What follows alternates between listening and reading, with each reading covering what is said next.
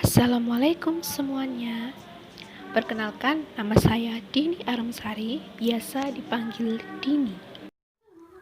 Perkenalkan, nama saya Yuliantika, biasanya dipanggil Tika. Dan perkenalkan, nama saya Disreni Oktaviani, biasa dipanggil Dis.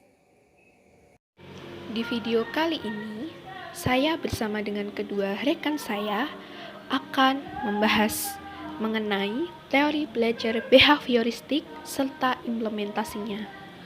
Apa sih teori belajar behavioristik itu? Dan bagaimana sih implementasinya dalam kegiatan pembelajaran di sekolah? Untuk itu, marilah kita simak videonya pada kesempatan kali ini. Teori belajar yang akan kita bahas pada kesempatan kali ini adalah teori belajar behavioristik. Apa sih itu teori belajar behavioristik? Untuk lebih lanjut, marilah kita bahas satu persatu. Belajar merupakan aktivitas menuju kehidupan yang lebih baik secara sistematis. Proses belajar terdiri dari 3 tahapan, yaitu tahap informasi, transformasi, dan evaluasi. Yang dimaksud tahap informasi adalah proses penjelasan penguraian atau pengarahan mengenai struktur pengetahuan, keterampilan, dan sikap. Tahap transformasi adalah proses pemindahan atau peralihan struktur tadi ke dalam diri peserta didik. Proses transformasi dilakukan melalui informasi, sedangkan pembelajaran adalah proses interaksi peserta didik dengan pendidik dan sumber belajar pada suatu lingkungan belajar. Pembelajaran merupakan bantuan yang diberikan pendidik agar dapat terjadi proses pemulihan ilmu dan pengetahuan, penguasaan kemahiran dan tabiat, serta pembentukan sikap dan kepercayaan kepada peserta didik. Pengertian teori behavioristik adalah teori yang mempelajari tingkah laku manusia. Perspektif behavioral berfokus pada peran dan belajar dalam menjelaskan tingkah laku manusia dan terjadi melalui rangsangan berdasarkan stimulus yang menimbulkan hubungan perilaku reaktif atau respon hukum-hukum mekanistik. Di video ini, kita akan membahas tentang implementasi teori belajar behavioristik. Sebelum itu, marilah kita ketahui terlebih dahulu kunci belajarnya. Yang pertama, belajar. Belajar adalah aktivitas menuju kehidupan yang lebih baik, atau lebih sederhananya yaitu dari yang tidak tahu menjadi tahu.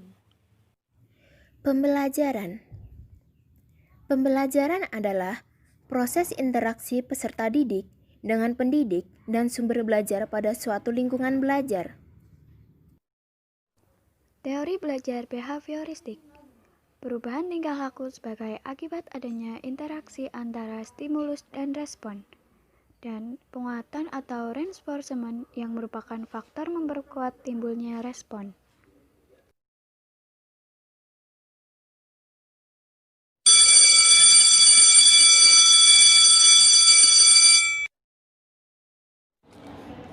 Pagi anak-anak, mari kita mulai pembelajaran hari ini ya. Pagi, Bu.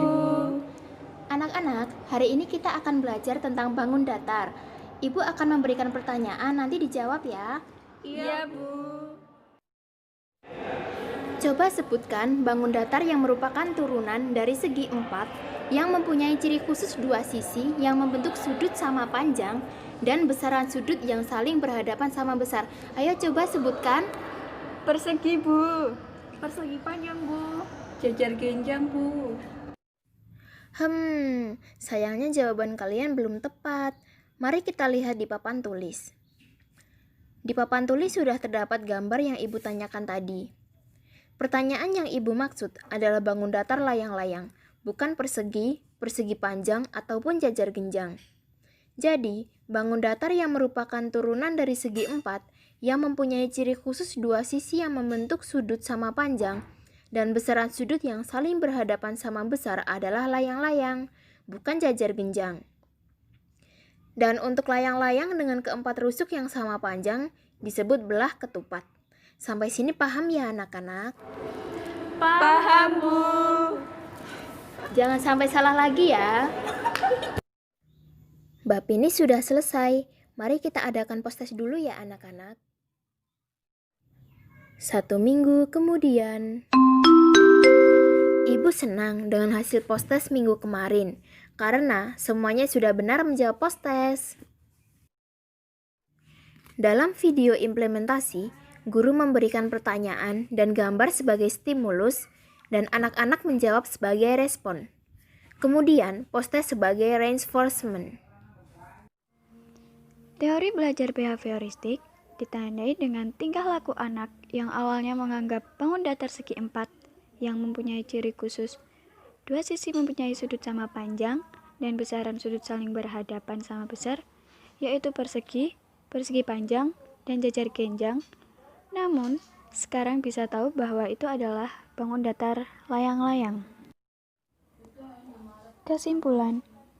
Jadi, kesimpulannya adalah teori belajar behavioristik merupakan perubahan tingkah laku sebagai akibat adanya interaksi antara stimulus dan respon, yang pada dasarnya peserta didik yang awalnya tidak tahu, kemudian menjadi tahu.